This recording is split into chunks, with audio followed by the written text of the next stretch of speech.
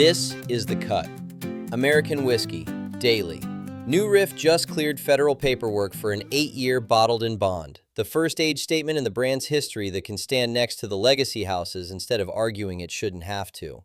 It ships to Kentucky and Ohio shelves by Friday. But that's not the only label that moved paper this week, and one of the others is worth your attention too. I'm John from Chasing the Unicorn podcast. Here's what moved today. July 21st, 2026. Let's start with New Riff because it's the biggest single piece of news in the window.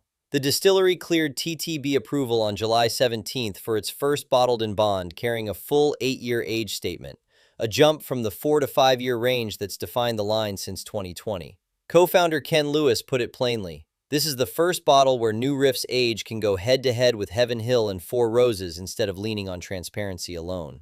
And that's the part I want you to sit with. New Riff built its whole reputation on disclosure. Published mash bills, published state of distillation, no mystery. For a decade, young but honest was the pitch. Now the distillate from 2014 has finally caught up in years, and the pitch changes. It's bottled at the mandatory 100 proof, drawn from a single rickhouse floor, and the distillery says it's limited but not allocated. No lottery, no per account cap. If you're in Kentucky or Ohio, this is a real bottle by Friday. Just a trip to the store. Now, today's label room. This is where a bottle gets its federal paperwork before it ever reaches a shelf. And this week, one filing stood out for a reason that has nothing to do with age. Wild Turkey's next rare breed barrel-proof batch cleared approval at 118.6 proof. That's nearly 2 full points above the last batch's 116.8, and it's the sharpest single-batch proof jump this label has seen in 3 years. Rare breed doesn't carry a fixed age statement. It's blended to hit a flavor target, not a number. So a proof swing like this is really the only signal you get about what changed behind the scenes. Here's what changed. Wild Turkey just finished a capacity expansion at its Lawrenceburg facility, and master distiller Eddie Russell has said that expansion frees up barrel selection that used to be pinched by tighter production. Translation? They had more barrels to choose from, so they picked stronger ones. And the price didn't move. $60, same as it's always been, for noticeably more whiskey in the glass. That's the kind of reveal I like. Not a new label with a marketing story attached, but hard evidence that a company's production decisions are already paying off for the person buying the bottle. Watch the next batch. If the proof keeps climbing, that confirms the expansion is durably changing how Wild Turkey selects barrels, not just a one-time pull from deeper in the warehouse. So here's what it is. Most bourbon gets chill filtered before bottling, cooled down and run through a filter that strips out oils and esters that would otherwise cloud the whiskey when it's cold or on ice. It makes the bottle look clean on a shelf.